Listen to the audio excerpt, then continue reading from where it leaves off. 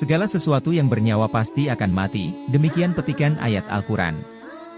Setelah manusia meninggal maka akan berhadapan dengan alam kubur, apakah akan mendapat nikmat kubur atau mendapat azab kubur. Imam Ibnu Qayyim dalam kitabnya Ar-Ruh menerangkan, banyak hal yang menyebabkan seseorang ditimpa azab kubur.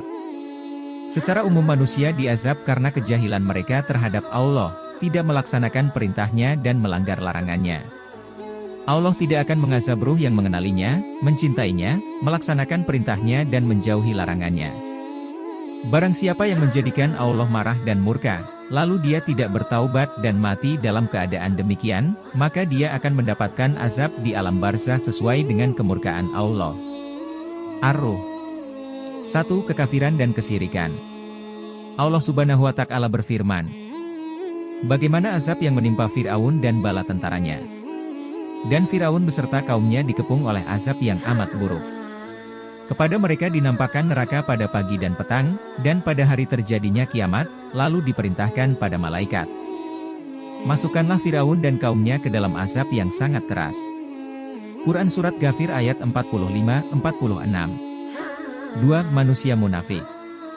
Orang yang rajin ibadahnya ketika di hadapan orang lain namun bermaksiat ketika tidak ada yang melihatnya, merasa tidak diawasi oleh Allah Subhanahu wa Ta'ala. Ini adalah ciri di antara manusia munafik yang kelak akan ditimpa siksa kubur. Sebagaimana Allah berfirman mengenai munafiknya orang-orang Badui pada zaman Rasulullah.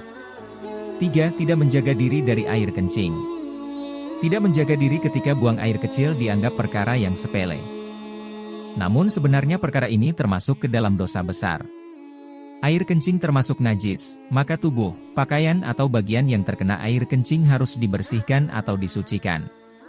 Dari Abu Hurairah radhiyallahu anha, Rasulullah shallallahu alaihi wasallam bersabda, kebanyakan azab kubur itu disebabkan dari air kencing.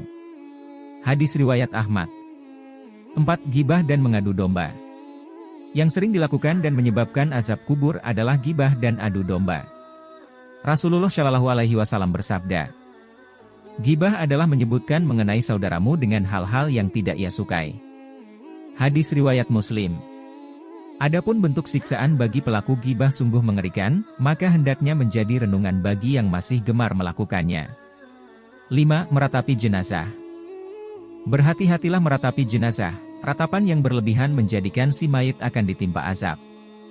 Rasulullah Shallallahu Alaihi Wasallam bersabda, sesungguhnya mayit itu akan diazab karena ratapan keluarganya. Muttafaqun alaih.